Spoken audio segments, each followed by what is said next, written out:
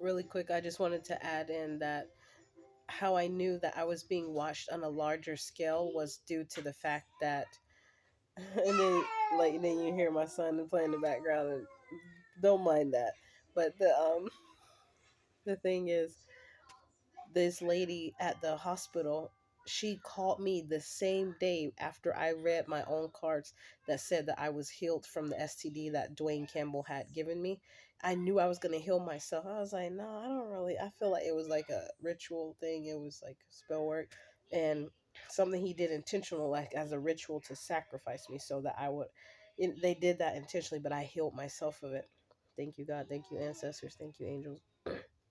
So, um, yeah, that was pretty cool because I all I did was not eat meat for 33 days, and I ate veggies and fruits and drink water, and I did like manifestations in my mind, telling healing my body with my mind.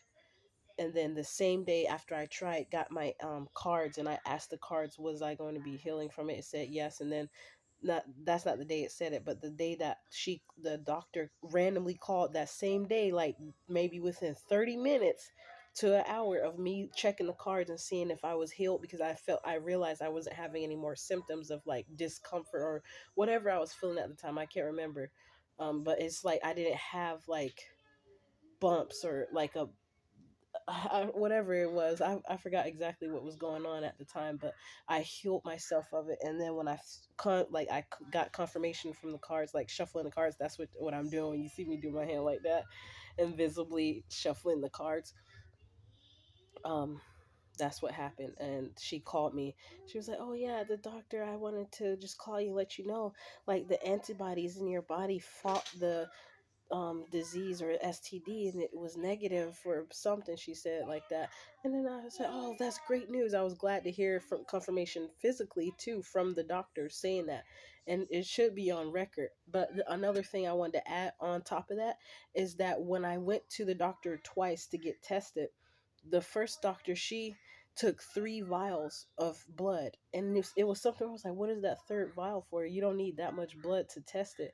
And then the second doctor lady, and that first lady, she had blonde hair and these very cold gray eyes, and she was pretending she was nice, but there was something spiritually I was picking up on her, and it was not good. But the second lady, she was quite polite, and she only took like one or like 2 tubes. And then I was like, I thought she was going to do another. She was like, no, you usually only need 1 to 2 tubes. And I was like, that's strange, because the other lady, she took 3. And there was something about that, and I started instantly thinking about that book from Rebecca Brown, who had helped with this high priestess. She was a witch high priestess. And you guys, maybe you should check that book out. Hopefully you get a chance to check that book out. It was a really good book. I read it when I was like 15 years old, and that's how I was awakened to some of the spiritual stuff that happened in the spirit realm.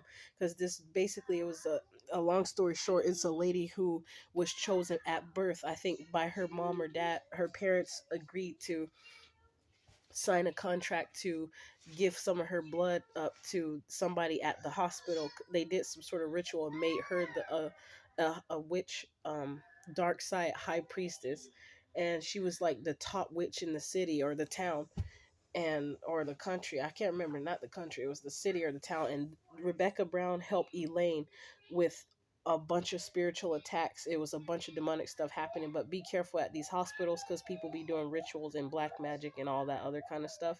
So you have to be very careful. And I was being watched, so that's why I'm putting this warning out here, and being open and bold to share my story. All right, guys, take care.